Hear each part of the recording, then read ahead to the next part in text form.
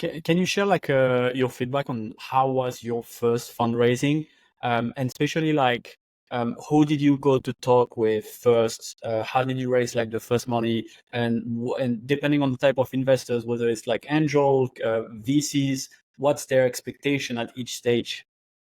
Yeah, this is the fundraising is the hardest part, and it's the hardest part to learn. I think particularly if you're a physician like me, or you have a technical background, you're an engineer, you're not wired to fundraise. You're not really, Mhm. you don't, you have to learn the buttons like you mentioned, of what their hot buttons are.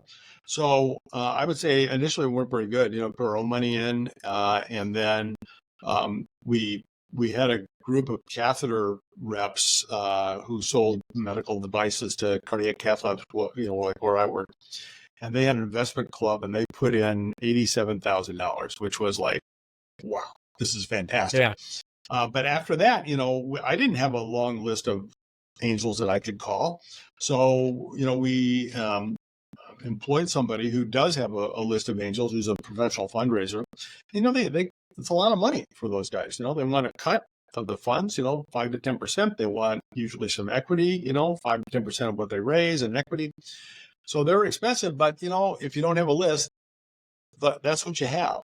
And again, Mhm. it points to the location piece also, because if I was in Cincinnati, and I don't want to diss Cincinnati or anything, I don't really know much about the device community, but if you're in a place that doesn't have a medical device community, it's going to be tough to raise angel money because you don't have Mhm. people around you locally anyway that understand the market and that want to invest into that market because that's what they understand.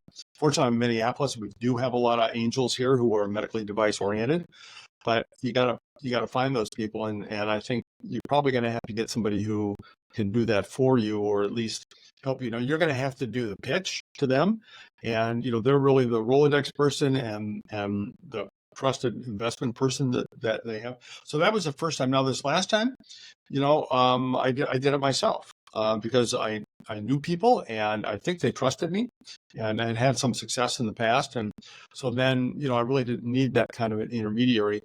One of the other problems the intermediaries have is kind of like getting a real estate agent.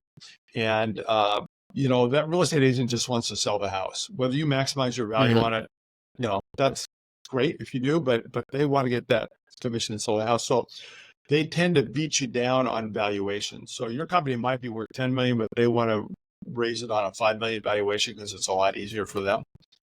They're going to raise the same amount of money and they're going to get the same commission, whether it's a 5 million valuation or 10. So I think, that's one of the downsides of using a group like that. If you've got your own group, then you're going to get hopefully the valuation that you deserve.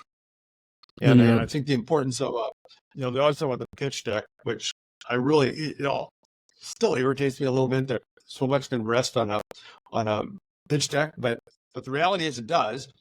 And so you got to be able to get your message down to, 15 to 20 slides.